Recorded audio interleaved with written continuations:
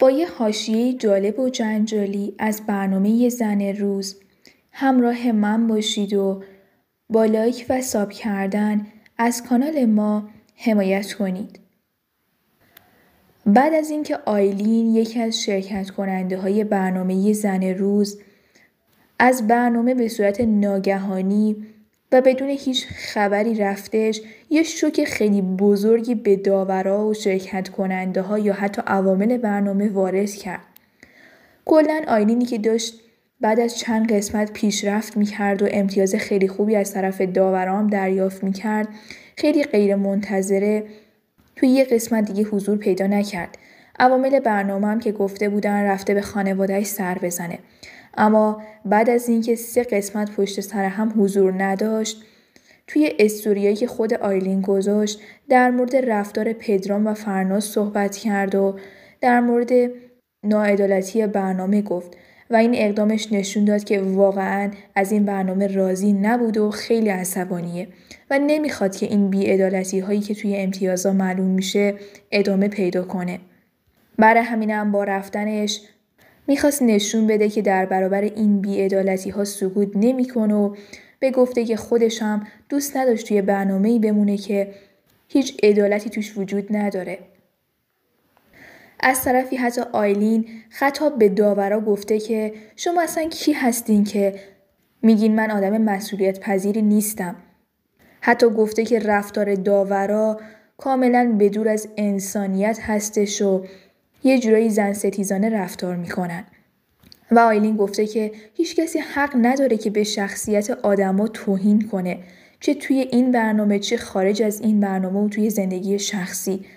حتی آیلین گفته که درسته که یه سری از رفتارهای داورا یه سناریویی هستش که از قبل مشخص شده، اما بازم این توجیهی نداره که داورا بخوان انقدر به شرکت کننده ها بی احترامی بکنن.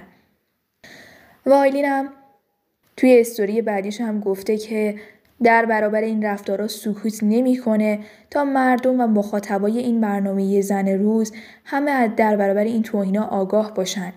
حتی دروغایی که توی برنامه گفته شد و امتیاز الکی که به شرکت کننده ها میدن.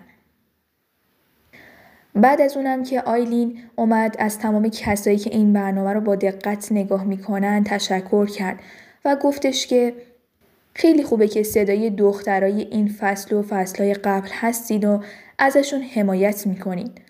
چون توی این برنامه هیچ حمایتی از هیچ کدوم از دختران نمیشه و حتی امتیازایی هم که میگیرن اکثرا واقعی نیستش و هیچ عدالتی توی این برنامه وجود نداره.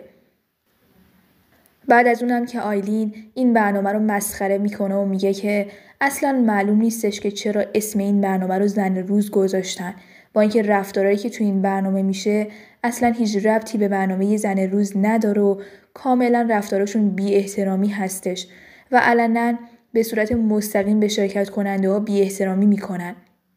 حتی آیلین از مردم خواستش که وقتی این برنامه رو نگاه میکنن قشنگ به رفتار داورا و شرکت کننده ها دقت کنن.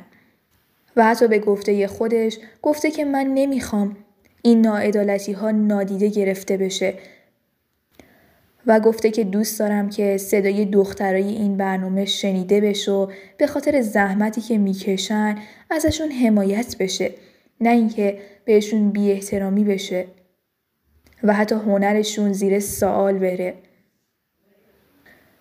و بعدش هم آیلین گفته که من بارها داخل برنامه توی یه سری قسمت‌ها به خاطر فشارهایی که روم بوده و به خاطر رفتار بد داورا یا حتی یه سری از عوامل برنامه گریم وسط فیلم برداری در اومد.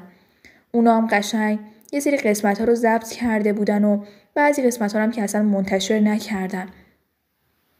و گفته من خودم به عنوان یه فردی که مربی سوارکاری هستم هیچ وقت شاگردم رو تحقیر نکردم و نمی‌کنم. درسته که خیلی جاها وقتی می‌بینم شاگردم ضعیف عمل می‌کنه بهش تذکر میدم یا حتی انگیزه میدم، اما هیچ وقت ناامیدش نمی‌کنم یا اینکه بهش توهین نمی‌کنم. و آیلین گفته اتفاقی که توی این برنامه میفته اینه که به جای حمایت از شرکت کننده ها و انگیزه دادن بهشون بیشتر فشار روانی و استرس ایجاد میکنن. حتی گفته که بعضی از شرکت کننده ها دقیقاً مثل داورا رفتار میکنن و برای برنده شدن هر کاری میکنن و حتی رفتارهای بدی از خودشون نشون میدن و هیچ فرقی با داورای این برنامه ندارن.